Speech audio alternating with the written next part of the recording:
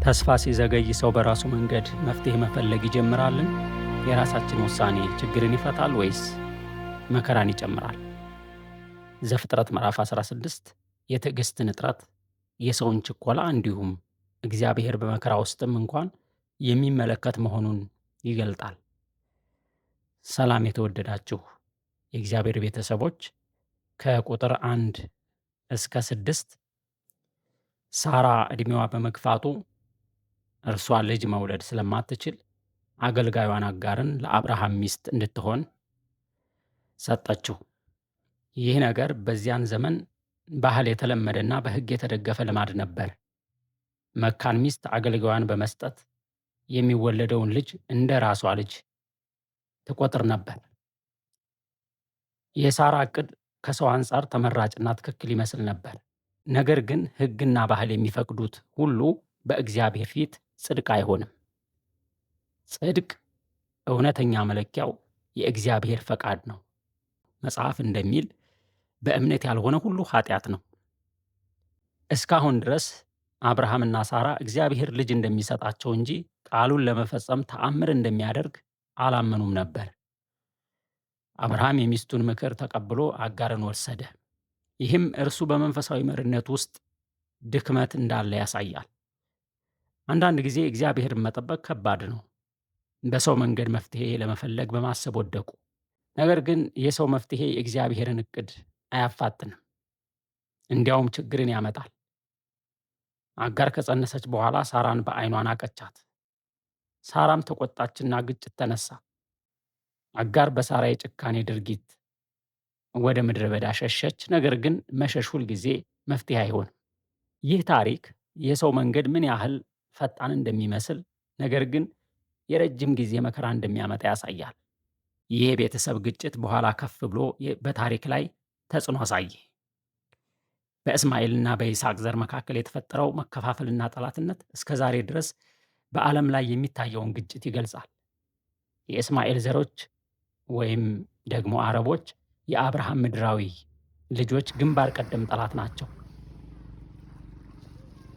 መጽሐፍ ቅዱስ ጦርና ጠብ ከውስጣችሁ ካሉ ምኞቶች አይመጡምን ብሎ ይጠይቃል። አንድ ነገር የልብ ምኞት እንጂ የእግዚአብሔር ፈቃድ ካልሆነ የምንወስደው የውሳኔ እርምጃ ሁሉ ግጭትን ያመጣል። የአብርሃምና ሳራ የእምነት እጥረት ማባሪያ የሌለው ችግር ፈጠረ። በዚህ ታሪክ ውስጥ አብርሃም ከ75 ዓመት ጀምሮ እስከ 85 ዓመት ድረስ ተስፋውን በመጠበቅ ላይ እንዳለ መሆኑን ይገልጣል። ይህም መጠበቅ ትልቅ የእምነት ትምህርት እንደሆነ ያሳየናል። በእምነትና በትዕግስት ተስፋውን እንደምንወርስ የዕብራውያን መልእክት ምዕራፍ 6 ቁጥር 12 ይገልጣል። እግዚአብሔር የሰጠው ተስፋ በሰው ጥበብና ኃይል እንዲፈጸም አይፈልግም። ነገር ግን በእርሱ ኃይል በተአምራት እንዲፈጸም ይፈልጋል። ስለዚህ አብርሃምና ሳራ ሰውነታቸው እስኪደክም ሙት እስኪሆን ድረስ መጠበቅ ነበረባቸው። በእምነት ጸንቶ ለእግዚአብሔር ክብር ሰጠ እንደሚል መጽሐፍ የእግዚአብሔር ክብር እንዲገለጥ ይህ የግድ አስፈላጊ ይሆናል። እምነት ቃሉን ከመስማት ይመጣል። እውነተኛ እምነት በቃሉ ላይ ይመሰረታል። ለእግዚአብሔር ክብርን፣ ለሰውም ሰላምንና ዕረፍትን ያመጣል። ይህ ክፍል ለዛሬ ሕይወታችን ጠንካራ መልእክት አለው። በመጀመሪያ የእግዚአብሔርን ጊዜና መንገድ መጠበቅ እምነት እንጂ ድካም አይደለም። በትዕግስት መጠበቅ የእምነት ማስረጃ ነው። መጽሐፍ እንደሚል በእርሱ የሚያምን አያፍርም። ስለዚህ እግዚአብሔርን በትዕግስትና በጽናት ተስፋው እስኪፈጸም መጠበቅ ይኖርብናል።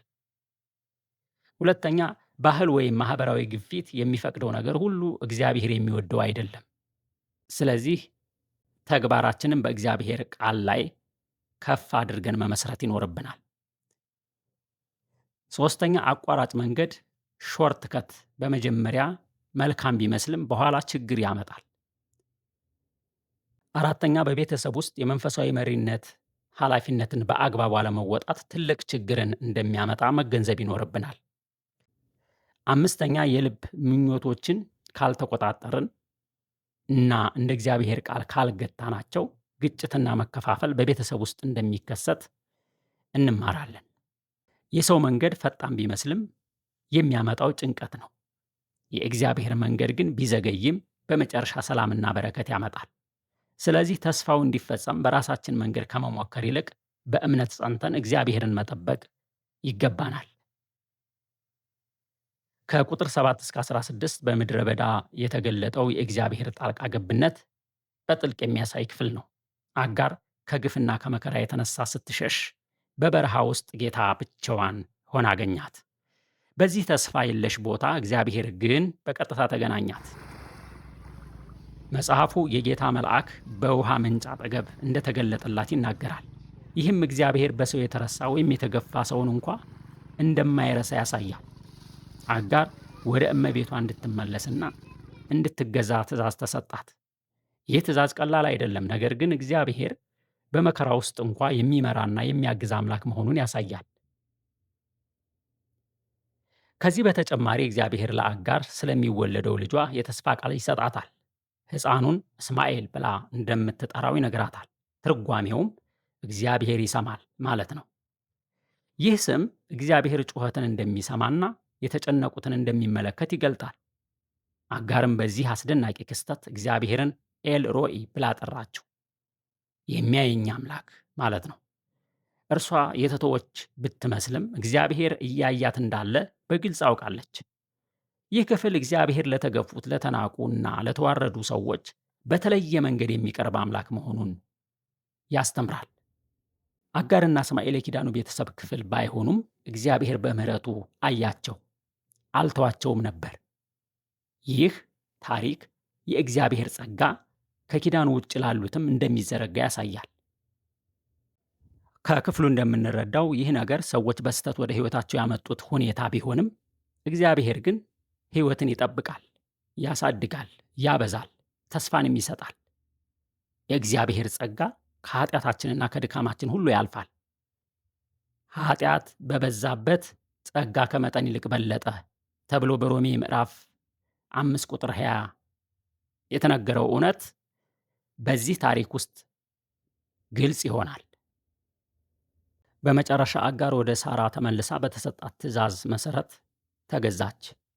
አብርሃምም እንደተነገረው ልጁን እስማኤል ብሎ ጠራው። አብርሃም በ86 ዓመቱ እስማኤልን ወለደ።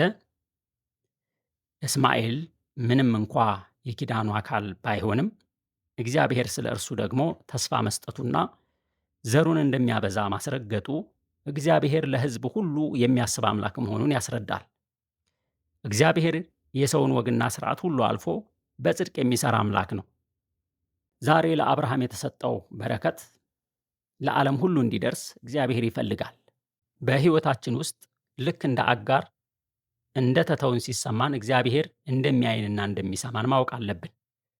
ችግሮችን በመሸሽ ሳይሆን በእግዚአብሔር መመሪያ መሰረት ማስተካከል ይገባል። እንዲሁም ሌሎችን በተለይ ደካሞችንና የተገፉትን ሰዎች ማየትና መርዳት እንደ እግዚአብሔር ልብ መኖር እንደሆነ መገንዘብ አለብን። በአጠቃላይ ዘፍጥረት ምዕራፍ 16 የሚያስተምረን ዋና መልእክት የእግዚአብሔር ተስፋ በሰው ጥረት ሊፈጸም እንደማይችል፣ ነገር ግን በእርሱ ጊዜና በእርሱ መንገድ ብቻ የሚሞላ እንደሆነ ነው። ሰው ፈጣን መፍትሄ ሲፈልግ ችግርን ይጨምራል። እግዚአብሔርን ሲጠብቅ ግን ሰላምንና እውነተኛ ፍጻሜን ያገኛል። እግዚአብሔር የሚያይና የሚሰማ አምላክ ነው። በችግሮቻችን ውስጥ እንኳ አይተውንም፣ ነገር ግን ወደ ትክክለኛው መንገድ ይመራናል።